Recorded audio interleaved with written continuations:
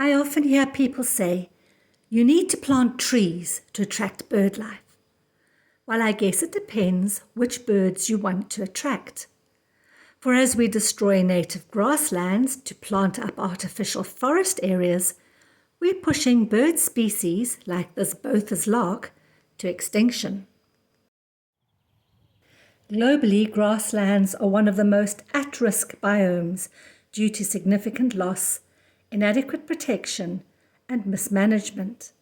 Our KZN grasslands are so incredibly biodiverse.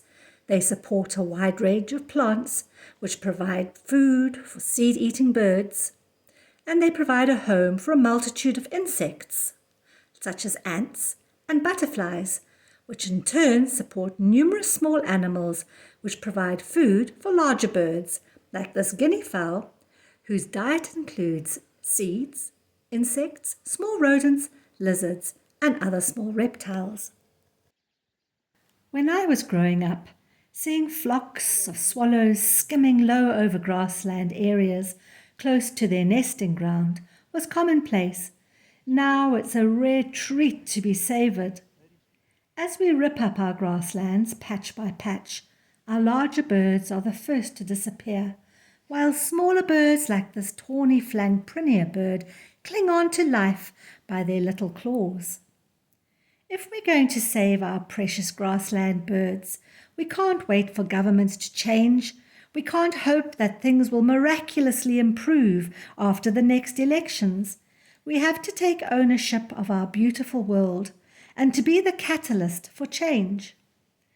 In the same way as our grasslands are being destroyed patch by patch, we can attempt to repair them patch by patch.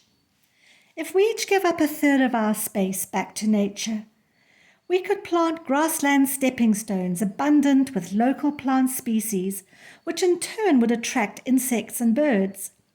Before long, small birds, like this little pipit, would return. And if enough people took action, we could join these tiny patches up to great swathes of grassland, creating sanctuaries for larger grassland birds. So, if you want to attract birds, grassland birds, to your garden, go on, plant an indigenous grassland.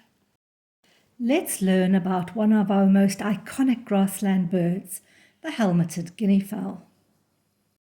Helmeted guinea fowl are about the same size as domestic chickens, and they're easily identified by their dark grey to black feathers, which are covered in dense white spots.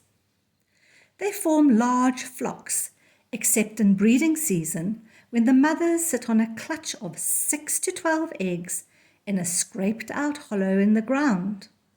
The male keeps a lookout for danger from close by.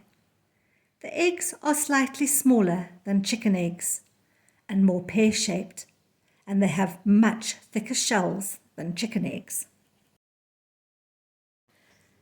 The chicks are able to run around and forage soon after hatching, and their markings provide the perfect camouflage from predators such as this serval cat.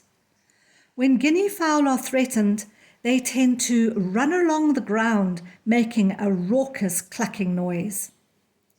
Why don't you do a little bit of research on one of the local birds you've seen in your grassland? Catalyst. A person who acts as a catalyst is an agent of change, somebody who speeds up or starts significant action. People who are catalysts are drivers of change. They influence and motivate others with their energy, enthusiasm, and ideas without changing their own nature and personalities.